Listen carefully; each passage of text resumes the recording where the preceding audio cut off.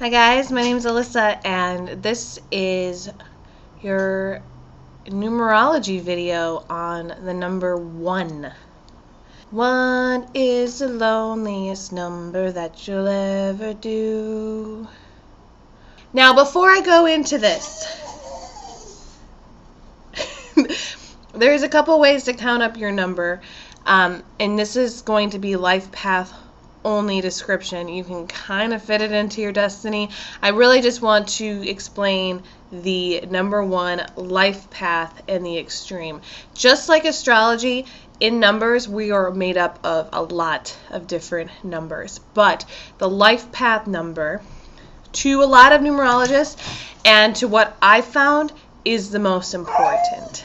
So I would say it's kind of like your sun sign in astrology, if you think that your sun sign is the most important, which I still do. This video might feel a little bit extreme to you. It might feel like, oh, I'm not exactly like that, and that is to be expected, just in the way that if I did a video on your sun sign in astrology, it would not be 100% accurate unless your entire chart was made up of that sign. So unless all of your numbers are made up of the number 1, you're not going to be exactly like this, but this is going to be Apollo.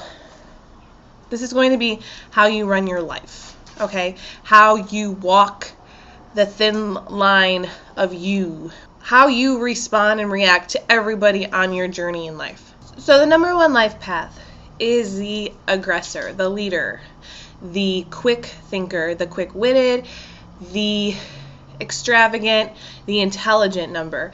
It's the number represented by the father.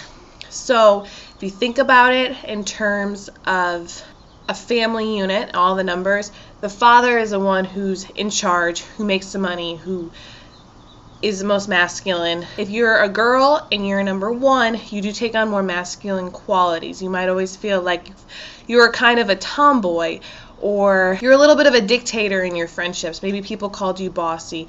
Even maybe when you were younger, you were a little bit passive because you were afraid of interjecting yourself, because you felt like you had boundless amount of energy, and every time you interjected yourself, somebody would cut you down. So maybe you've gotten used to that and you're kind of reined in a little bit. But as a number 1, you are the leader. You are the person who lords over the family, who takes care of the family. You're not necessarily a nurturer. Sometimes you might just tell it like it is. You're going to say things that you feel and that you think, and you're probably hardly going to say that you feel something. It's more going to be, I think, I know. That's how you're going to react. Your talents are going to be more in the athletic, business-like sense, less than the creative sense. You're going to be that kind of person who, maybe when you're growing up, you felt like everyone around you was good at singing or drawing or something, and you were just kind of good at telling people what to do, and you're like, wow, I don't really have anything going for me. That would be the one, because then eventually you figure out that you do have a talent, and whatever that talent is that you possess, you have the ability to focus, and you have the ability to carry it through. Because imagine you are the father, you need to. It is your job to carry one thing through in order to make money off of it, or in order to support your family, in order to support yourself, your friends, whatever. You're the one who's going to run with it. It's very hard to tell a 1 what to do, because as you're living your life, you know what you want. Let's say my brother's a number 1. He was told that he should go play football in college because he was good at it, because a lot of 1s are very athletic. He had a good in with the college, he had talked to the people, everyone was pretty much expecting this is what he was going to do, and he decided, no, that's really not for me. And there was no convincing him otherwise, because he wanted to play music. And he knew. He's like, this is what I want to do. That's what I want to do. There's like, you can't really sway somebody else. As soon as a 1 decides this is what I'm going to do, they're going to do it. So you've always felt maybe a little bit stubborn in that situation, but you've kind of always felt like you're the only person who knows what's best for you. And you might have had to explain yourself a little bit to people, but you've quickly realized, you know what, I don't explain myself for anybody. People may not like what I have to say. They may not enjoy what I'm doing with my life. but I am the only person who can make that decision, and I am going to run with it. Ones are good at decision making. Imagine like a one, like an Aries. Somebody who isn't indecisive, who doesn't have to ask a bunch of people, is this what I should be doing? They're going to do it. And they might make mistakes. So you might find that a one makes a lot of mistakes. But the one thing is a one as opposed to a 2 or even an 11, which is a part of a 2, they doubt themselves a lot. A 1 will not doubt themselves. A 2 might fear a lot. 1 is not afraid, because 1 has already probably spent their entire childhood failing at things just because they're so gung-ho about it. They're just going to go do it. I don't always trust that the decision that the 1 made for themselves is correct, but I do trust the fact that if the 1 made the decision, they are going to go with it until they find out that it's wrong. Until they find out that, oh, you know what, I actually did make the wrong decision. But they're not going to like waste time trying to figure it out. They're like, you know what, this is what I want. And they're going to do it. So it's very admirable, though you might find that, yeah, later on you're like, I made that decision 5 years ago. I was pretty gung-ho about it, but now I've realized that is not what I want to do anymore. You cannot say that a 1 doesn't take charge of their own life and that a 1 is afraid of being rejected for the decisions that they make. LeBron James is a 1, and LeBron James wanted to win.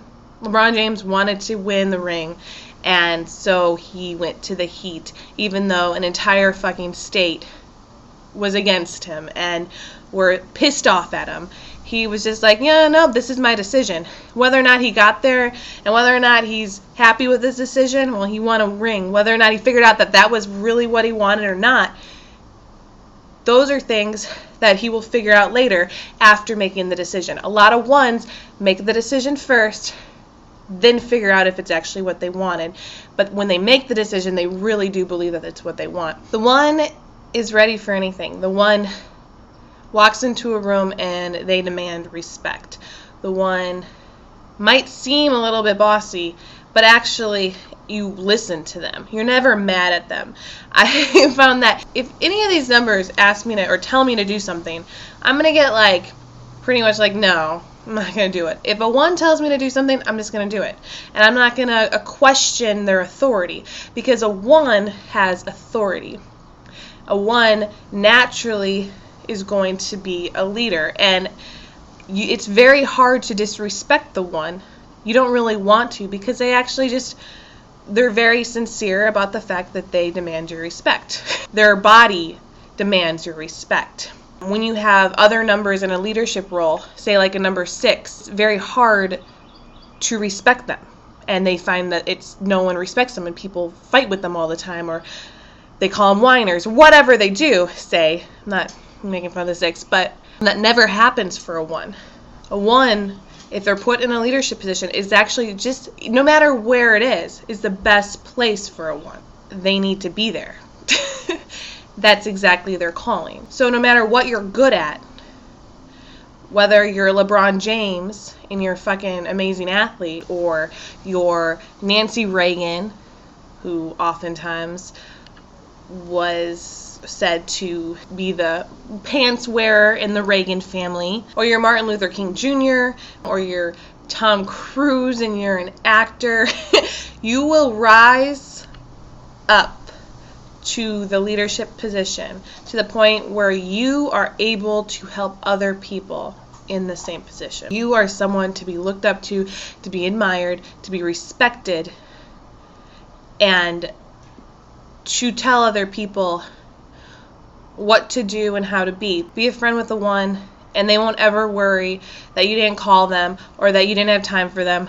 A 1 will always be your friend no matter what, because they understand that shit happens. You can make fun of a 1 and they don't fucking care.